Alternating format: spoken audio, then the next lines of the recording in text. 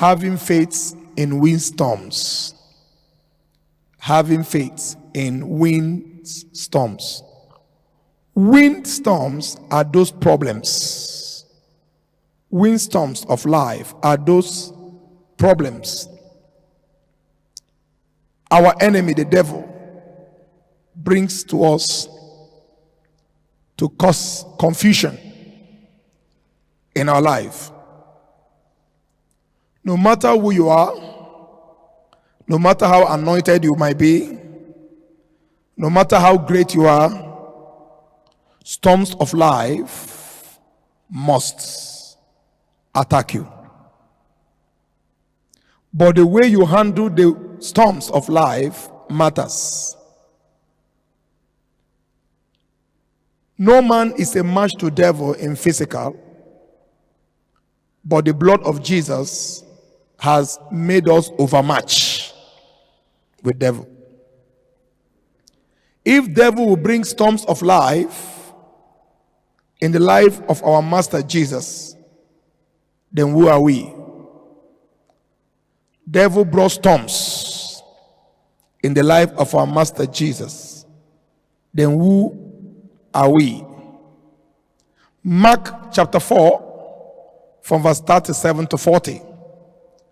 Mark chapter 4, 37 to 40. It says, and a great windstorms arose.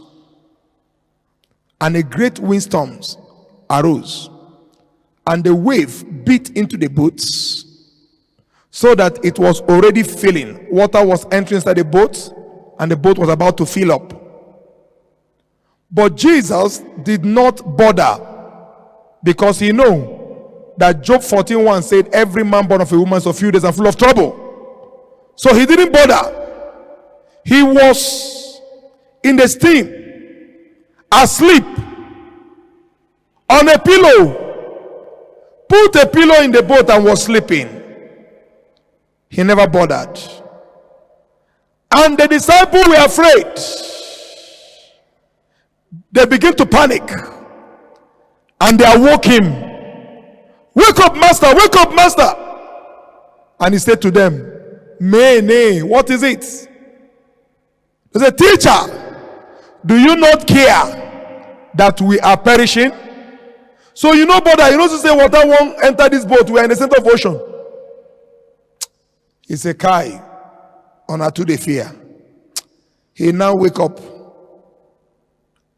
and rebuke the wind and say to the sea, it is not river, it is sea, ocean. He rebuked the sea and told the sea, peace, be still. And the great wind ceased, and there was a great calm. But he said to them, why are you so fearful? Habawa, why are you afraid now? How is it that you have no faith? Don't you know that the only solution to rebuke problems is faith? Somebody shout hallelujah. I don't want to know what you are passing through, but all I know, there's always a manufacturer date and there's always an expire date. Today is the expired date of that storms of life in your life. That amen is too low if you have faith. I said that amen is too low if you have faith. Today, Jesus stood up and rebuked it. Peace, be still. Peace, be still. Peace, be still. No matter how powerful they are, you can still be tempted by the windstorm. So I don't want you to panic.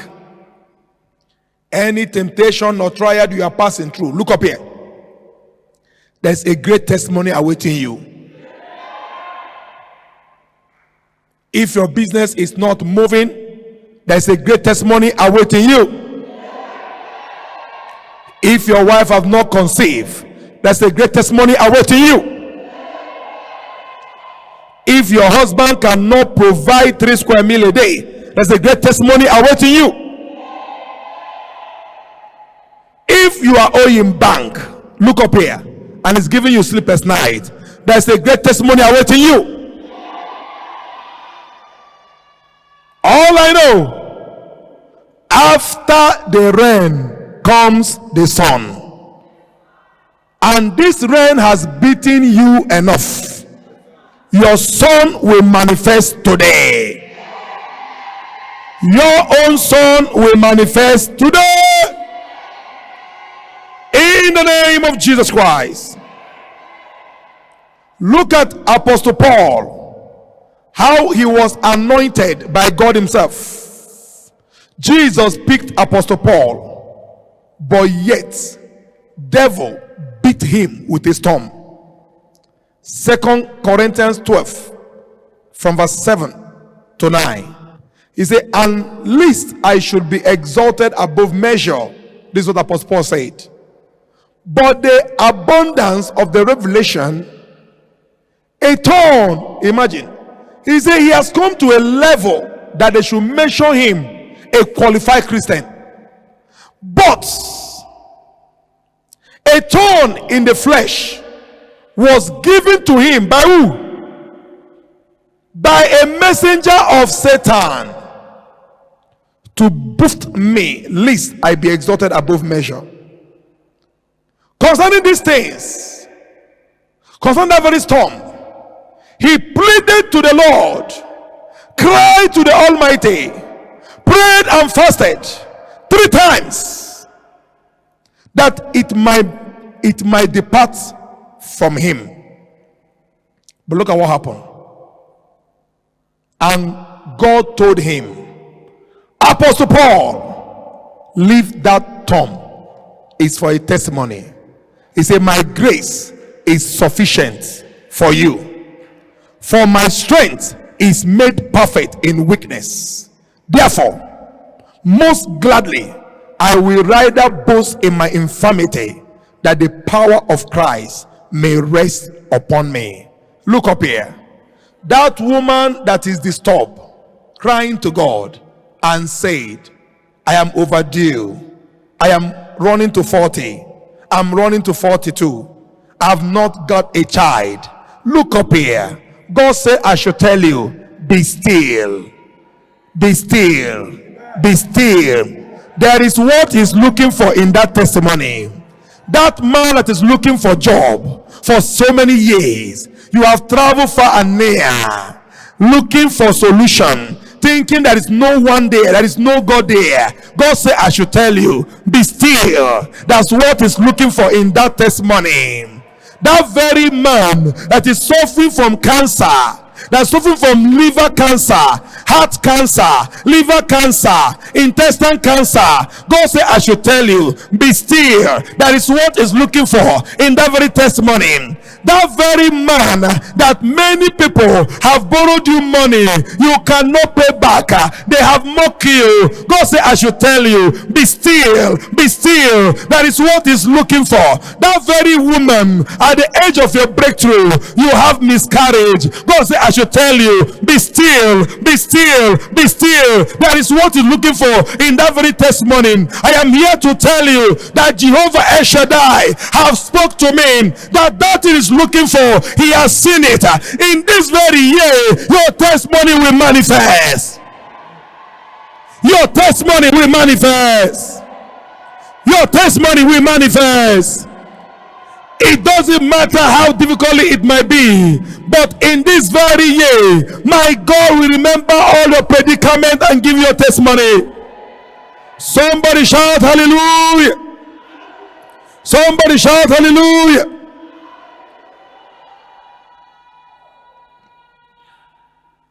But we thank God that brought solution for the windstorms. In every windstorms of life, there is solution. And God must deliver you from them all in the name of Jesus Christ. Psalm 34 from verse 19. He said, many are the affliction of the righteous, Many are the afflictions of the righteous, but the Lord deliver him out of them all. He didn't say some. He didn't say half. But he said he delivered them from those affliction all. Every affliction that have make you wet your pillows, my God, Jehovah El Shaddai, the I am that I am, the rock of ages, the beginning and the end, the ocean divider, the mountain melter, the rock divider, he that is and is to come, he that speak and so shall it come to pass, he that fetch water with a basket and water did not drop, is here to tell you, in this very month of our prayer and fasting, my God will deliver you from them all in Jesus' name. My God will deliver you from them all in the name of Jesus.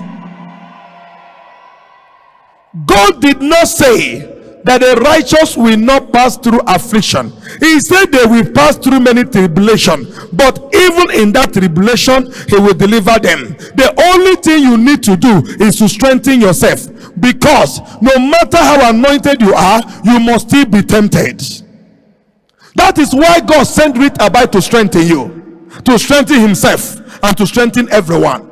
Because everyone that desire to seek God, to desire to walk in righteousness, must pass through many tribulation. But we are here to strengthen you. Listen to me. The same I am that is strengthening me in every stagnation, in every calamity that he allowed me to pass through, he will strengthen you today. Act of Apostles 14 from verse 22. I'm here to strengthen you. I'm here to strengthen you. Never you be weak. Never you be weak. There's a testimony after this. He says, strengthening the souls. Strengthening the souls of the disciples. Exalting them to continue in faith. To continue in the faith. And saying, we must, underline it, we must, through many tribulation, enter the kingdom of God. If there is anything that have given me confidence, is because Peter passed through tribulation.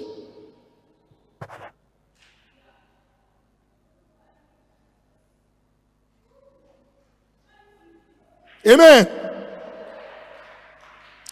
You must, through many tribulations, enter the kingdom. There is a God in heaven. No matter what you are passing through, there is a God in heaven. God have never said goodbye. The only thing you need is to be strengthened with the word of God. If there is a place the Bible said that the righteous will not pass through many tribulations, then I will handle my Bible. The proof of us being Christian is all the apostles of old. They did not die a common death. They died through humiliated deaths. And at the end, their soul was glorified. 1983, I took a covenant to serve him. In anything I say, I return every glory to him. 2 Timothy 3 from verse 12. Return every glory to I am. He is a God, and there's none like him. He said, yes. All and all, yes, and all who desire to live godly in Christ Jesus will suffer persecution. Everyone that wants to live godly must suffer persecution. The tears of the flesh is just for the flesh, but the heart can never weep, but the flesh can weep. Tears that come from the eye is the flesh, but the heart is not a flesh. The day the heart will bleed is the day the Christian will die. I am here to tell you, if a young man since 1983 till today, about running into 45, strengthening himself, then what is that thing that will make you to pack your back on God?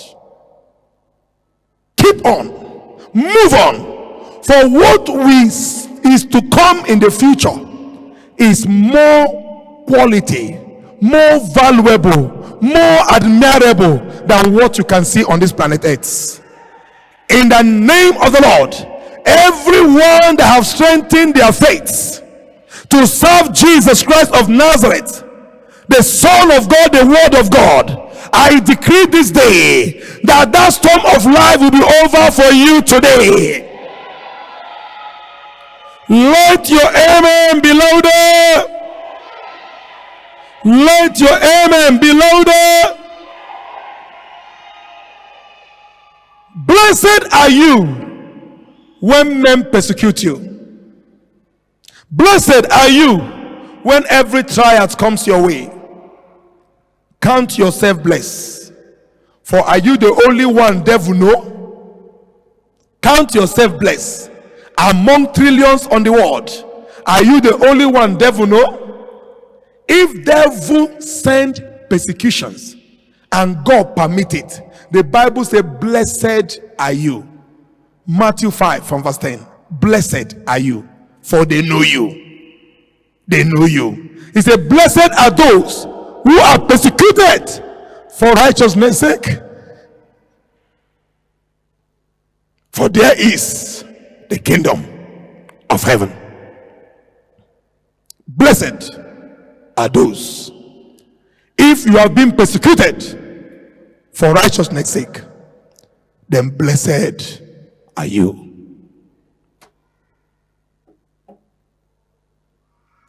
It is better I'm being persecuted for what my master is being persecuted from. Blessed are you. Count it all joy. Count it all joy. Long ago, I have sacrificed this body. I remember 1989, when I was still in primary school.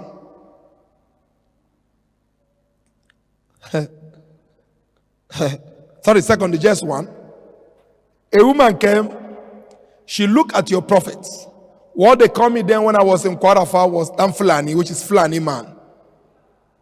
If you know the picture of your prophet. And she's looked at me and said, what is more boy like you carrying this Bible from here to here? He said, don't I know how I look like?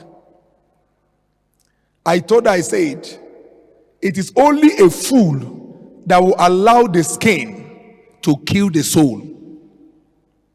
Because we receive a greater flesh than this. But once your soul is being decayed, you can never receive another soul. He is wise that grade and guide his soul. There is a reward. Never you allow storm of life to make you lost focus in God. Is it wife? Is it husband? Is it money? Is it house? What is that? Is it campaign of calumny? Is it name calling? Will make you say, I am tired. This God. All of you should remember, I was on this altar for almost 6 months, 2018, praying and delivering. The dead, God will use me to show you it is not me. God will use me, raise the dead, pay people that are sick hospital bill, do this and do that. On the same altar, he told me, I am taking your son. And the next day, he told me, host communion service, and which I did. And many received their testimony. I never weep. I only say, God, receive all the glory.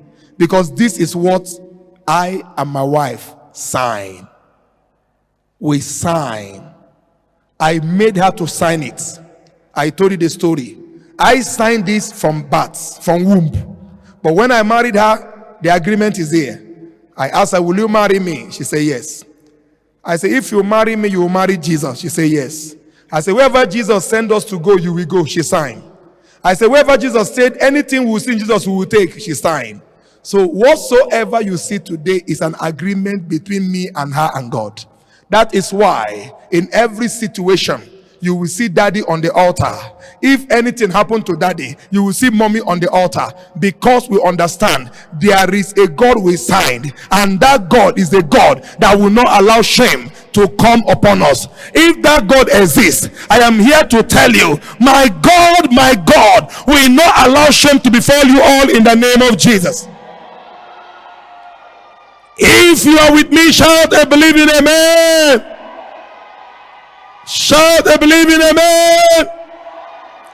Shout a believing amen. That calamity is over. That limitation is over. That delay is over. That struggling in vain is over. In the name of Jesus. There is a God in heaven. This is the word of my wife. There is a God in heaven. There is a God in heaven. There is a God in heaven that watches over us all. That God will vindicate you. That God will set you free. That God will protect you. In the name of Jesus Christ. Please, I want you to understand this. That God does not bring problems to us.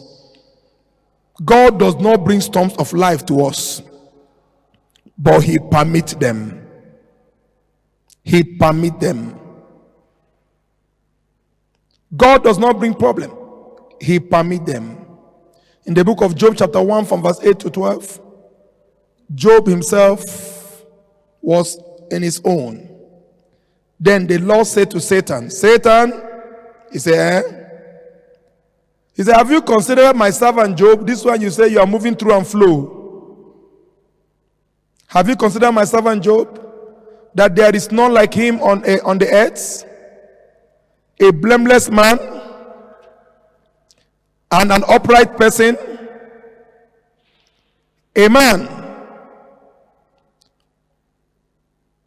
an upright man, one who fear God and shun evil. So Satan answered the Lord and said, God, do you think Job fear you for nothing? It's because you have blessed him and you put protection around him now. Remove this protection now. Remove your age. And see if I will not make Job to curse you to your face. God told him, no. Job cannot curse me. Job loved me. He said, remove it and see. And when the age was removed, the devil came. In the book of John 10:10, he came to steal, to kill, and to destroy. But there is one man, his name is Jesus, that came to give us life and give us that life in abundantly. I have come to announce that his name. In the name of Jesus, every storm of life you are passing through, receive your solution today. In the name of Jesus Christ. People will like to discourage you when this windstorm comes. Your friends will discourage you when this windstorm will come. Your husband might discourage you when this windstorm will come. Your children might discourage you when this windstorm will come. Your wife might discourage you when this windstorm will come. Because it is written. Every windstorm that come our way, I'm not a boaster. All of you know I'm a fact speaker. My wife is always by my side to tell me it is well. Any windstorm that also come on her way, I stand and I tell her it is well. But we have one stupid woman in the book of Job 2 from verse 9 to 10. The only woman that volunteered to be a widow. A volunteer widow.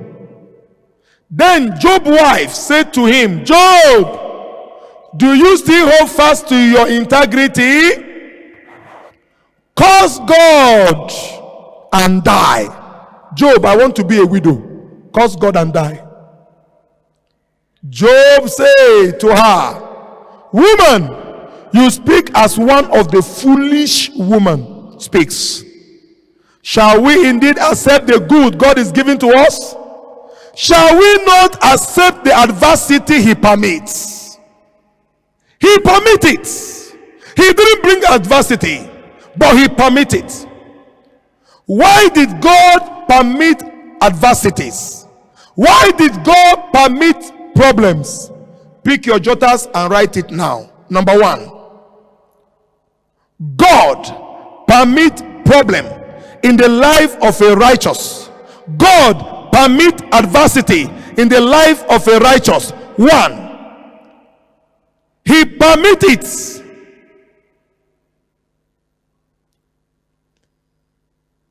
to establish his boast with you. He permit it to establish his boast with you. To tell devil and mankind that there is none like this my son. Job chapter 1 from verse 7 to 8. The way he boasted with Job, that is what God wants to boast with you after the storm is over. He said, and the Lord, from verse 7 to 8. And the Lord said to Satan, from where do you come? So Satan answered the Lord and said, from going through and flow on the earth, and from walking back and front on it. Then the Lord said to Satan, have you considered? He wants to establish his boast with you. Have you considered my servant Job, that there is none like him on this earth?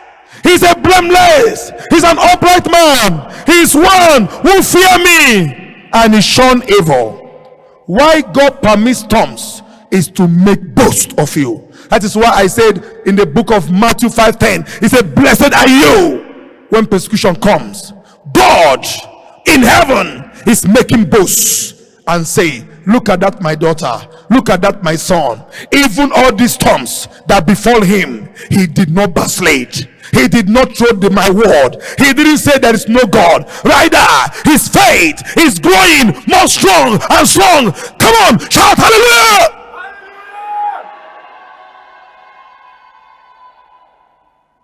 It's getting strong and stronger every day. Though the flesh might be painful, that is the truth. The flesh might be so rough, but the heart should be strong. When the heart is weak, then the flesh cannot function. Whenever you see a man passing storms, yet still moving, that is to show you that his soul is still strong.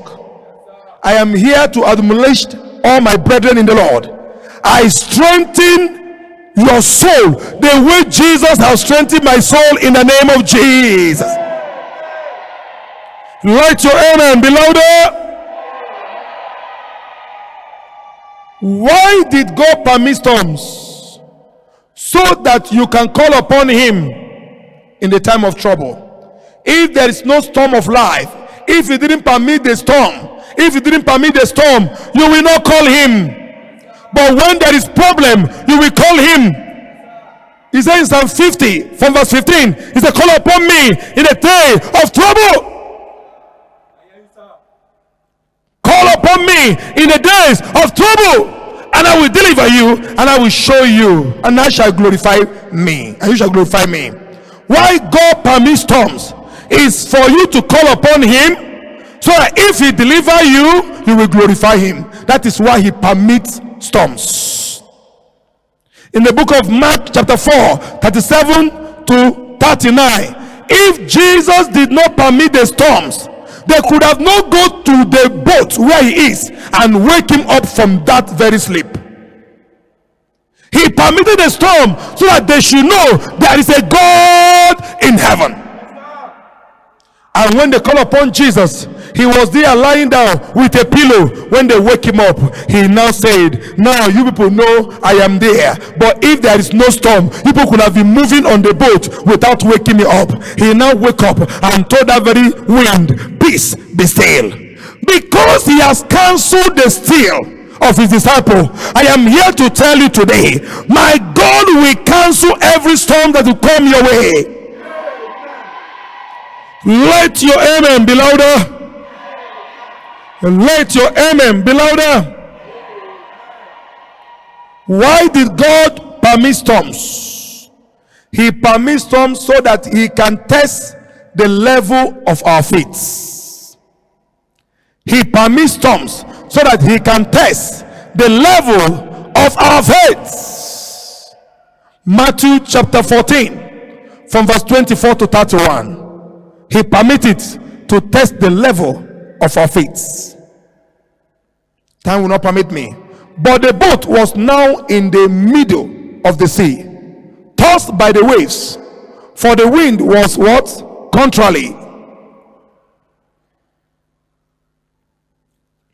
And when the disciples saw him, now in the fourth watch of the night, Jesus went to them, walking on the sea. And when the disciples saw him walking on the sea, they were troubled, saying, it is a ghost. And they cried out for fear. But immediately Jesus spoke to them, saying, be of good cheer, it is I, do not be afraid. And Peter answered him and said, Lord, if it is you, command me to come to you on the water. So he said, come. And when Peter had come, his faith was built. He come down out of the boat. He walked on the water to go to Jesus. But when God permitted storms to come, but when he saw that the wind was boisterous, God permitted the wind to come. He became afraid. Christ wanted to test the level of the faith of Peter.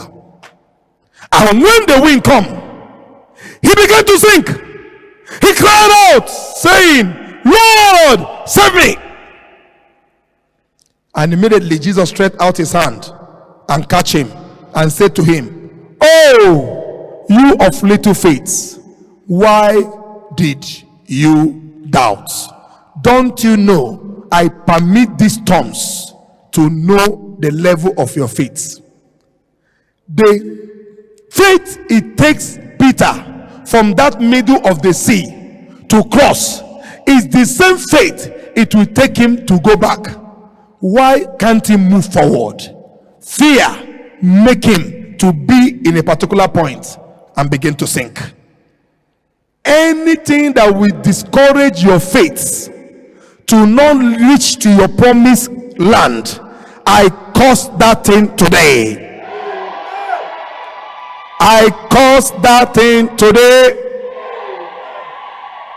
in the name of Jesus Christ.